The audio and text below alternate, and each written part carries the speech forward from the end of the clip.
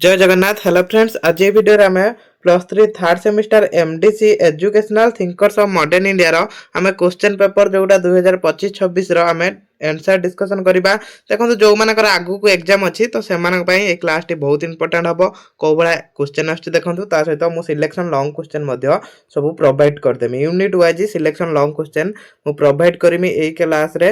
तो समस्त लास्ट जाय देखंतु एटा मध्य एजुकेशन ऑनर्स रो कोर पेपर V2I रहबो। तो उत्कल यूनिवर्सिटी पिलांकर एग्जाम अछि सेमानक पई ए क्लास टी बहुत हेल्पफुल हबो। एटा होची एजुकेशन ऑनर्स रो कोर पेपर 7 बा एजुकेशन एमडीसी जो माने रखिचंती से माने भी पढिबे। तो देखंतु प्रथमे एक मार्किया प्रश्न 10 टी आसीबो, तार आंसर डिस्कशन करबा। ए सब मोस्ट इंपोर्टेंट क्वेश्चन देखिबे आपनकर एग्जाम रो आसीबो। तो लॉन्ग क्वेश्चन सिलेक्शन भी दबा। शांति निकेतन डैश मसिया प्रतिष्ठा होइतिला। शांति निकेतनटा केबे प्रतिष्ठा होइतिला हमें जानिचंते 1901 मसिया रेता प्रतिष्ठा होइतिला।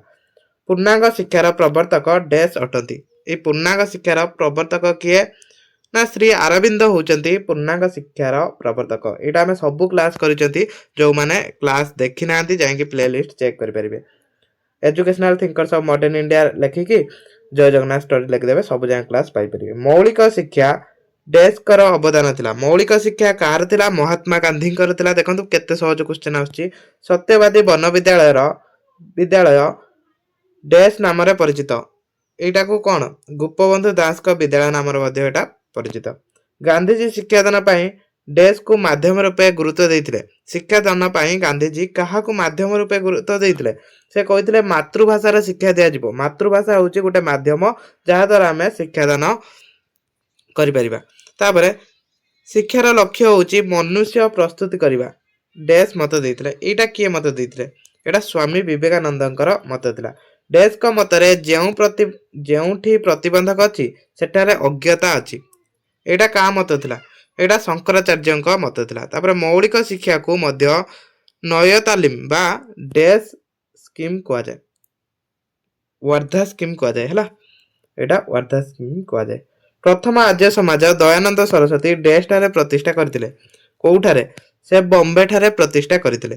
तापर स्वामी विवेकानंद डैश तयारी शिक्षा पई सुपारिश करथिले। मनीष तयारी शिक्षा पई से सुपारिश करथिले। तो देखंतु लॉन्ग क्वेश्चन सिलेक्शन हमें देई दबा। जहा भी सिलेक्शन दबा ता भितर सब जाय क्वेश्चन आसीबो।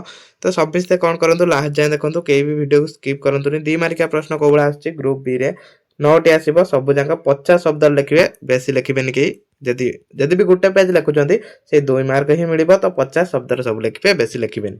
सत्यवादी वन विद्यालय पतनर 2टी कारण लेख। तो मात्र 2टी कारण लिखि देबे। तो एकु भी क्लास हेतला गांधीजी को शिक्षा को मौलिक शिक्षा कुआ जिबार कारण कोन? प्राणी शिक्षा कोन अटे? प्राणिक शिक्षा। टागोर को मतरे शिशु स्वाधीनता कोन? माने तांको मतरे शिशुर स्वाधीनता कोन थिला सेटा लिखिबे। स्वामी विवेकानंद को शिक्षार 2टी लक्ष्य लेख। एटा लॉन्ग क्वेश्चन पय सिलेक्शन दिया हेतला। एठी 2 मार्किया पडुची। स्वामी दयानंद सरस्वती मतरे शिक्षकक भूमिका को भी दिया हेतला लॉन्ग क्वेश्चन पय। तापरे मुक्ताकाश शिक्षा व्यवस्था कौन? मुक्ताकाश शिक्षा व्यवस्था कौन? सत्यवादी पंचसखा कहले कौन बुझ? पूर्णांग शिक्षा रे सत्यर मुख्य उपादान गुड़िक उल्लेख कर। तो एबा सब क्वेश्चन आछी देखंतु। तापरे एठी ग्रुप सी रा आसीबो 5 मार्किया प्रश्न 10 टी आसीबो। 10 टी रु 8 टी करिवे। 250 शब्द रो उत्तर देबे। माने एठी आपण 1.5 पेज पाखा पाखी लिखिबे। तो एठी कौन प्रश्न आस्तला देखंतु गांधीजी को शिक्षा दर्शन लेख। तो एबा सब क्वेश्चन आसीबो। गोपबंधु द्वारा प्रसादित शिक्षार लक्ष्य लेख। सब लॉन्ग क्वेश्चन पय सिलेक्शन दिया हेतला।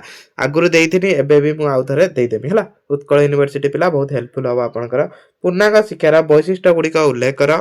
पूर्णांग शिक्षा धारणा वर्णना कर। टागोर को मतरे शिक्षकक भूमिका लेख।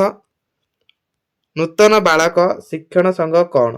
तापरे महात्मा ज्योतिबा राव फुलेंक मतरे शिक्षार लक्ष्य कौन? तापरे स्वामी विवेकानंद साधारण जीवन दर्शन कौन? तो ये सब सिलेबस सेम अच्छी, समस्त देखि पारंती। विश्व भारती उद्देश्य गुड़िक उल्लेख कर। सामूहिक उत्थान दिगरे गिज्जू भाई को अवदान लेख। तो ये बड़ा सब क्वेश्चन आसीबो। देखिबे ए क्वेश्चन नो 30% क्वेश्चन ए क्वेश्चन नो आसीबो हला। तो एठी 8 मार्किया ग्रुप डी रा आसीबो। 8 मार्किया प्रश्न 5 टी, गोटी आपन को एक्स्ट्रा मिलुचे एठी 4 टी करिवे हला। तो कोगला क्वेश्चन आछि देखंतु शिक्षा क्षेत्र रे स्वामी दयानंद सरस्वती को अवदान विषय रे आलोचना कर मु कहिथिनी क्वेश्चन टिके घुरै के आसीबो तो समस्ते जो माने भी भल भाव पढ़िथिबे जहाँ भी सिलेक्शन दिया से निहत भाव भल करथिबे तो उत्कल यूनिवर्सिटी एग्जाम अछि एबे मध्ये से सिलेक्शन आगुर देथिले एबे मध्ये मु आउथरे देइ देबी आत्मनिर्भरशील करिबारे मौलिक शिक्षार उपदायता और नियम गुड़िक आलोचना कर एटा आम क्लास बाहर आछि हम एटा सिलेक्शन देइ नथिले शिक्षा क्षेत्र को श्री अरविंद को अवदान वर्णना कर एटा सिलेक्शन नथिला हम क्लास भी करथिले सत्यवादी वन विद्यालय स्वतंत्र वैशिष्ट्य गुड़िक आलोचना कर शिक्षा संस्कार आनिबारे महात्मा ज्योतिबा फुले अवदान संपर्क में लेख तो ये दुईटा क्वेश्चन ये बाहर आसछि न आम सिलेक्शन नु सब क्वेश्चन आसछि तापर एट देखो सिलेक्शन जो गुड़ा 8 मार्किया प्रश्न तो से गुड़ा सिलेक्शन ये मुझे दउछि तो एगुड़ा 5 मार्किया भी पड़ो 8 मार्किया भी पड़ो ये देखो ये जो प्रथम दुईटा प्रश्न एटा टिके एटा टाइपिंग मिस्टेक हेतिला ए क्वेश्चन डेटा भूल अछि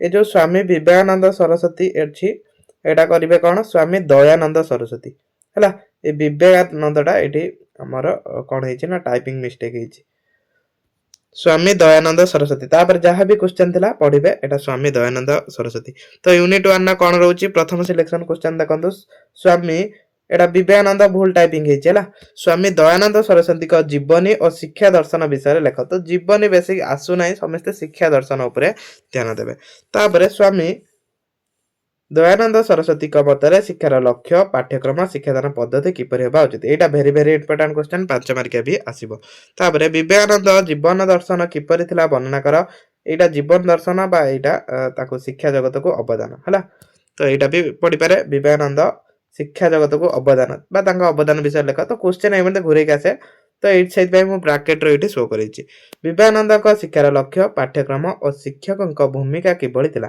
तो एटा 5 मार्किया आसीबो ता सहित 8 मार्किया भी आसीबो जति सिलेक्शन दिया होछि एति पढि जांदु सब क्वेश्चन एठी आसीबो हला तापर यूनिट 2 को जिबा यूनिट 2 रो कोन सिलेक्शन अछि देखिबा यूनिट 2 रो अछि महात्मा गांधी का जीवन दर्शन किपरि थिला आलोचना कर ए जो जीवन दर्शन पढुछि तो एटा अवदान भी हेइ पारे हला मु कहूची देखंतु आगतरिया कहि दउची ए जो अछि महात्मा गांधी का जीवन दर्शन किपरि थिला आलोचना कर तो एइटा को घुरे के आसी पारे तांको अवदान लेख हला तो सही अनुଯାयी पढिबे तो पढिबो महात्मा गांधी कर अवदान लेख तो अवदान लिखिबे गांधी जी का मौलिक शिक्षार लक्ष्य पाठ्यक्रम शिक्षादान प्रणाली किभଳି थिला आलोचना कर तो ये सब मोस्ट इंपोर्टेंट क्वेश्चन यदि सब पढि जाउचंदी तो यार भितर ही सब क्वेश्चन आपनको मिल जिवो गोपबंधु को शिक्षा दर्शन लक्ष्य वैशिष्ट्य गुड़िक लेख तो ये शिक्षार लक्ष्य और वैशिष्ट्य पढ़े तापर 5 मार्किया पढ़े गोपबंधु शिक्षा मतरे शिक्षादान पद्धति आउ पाठ्यक्रम किभଳି हेबा उचित एटा भी पढ़ी पारे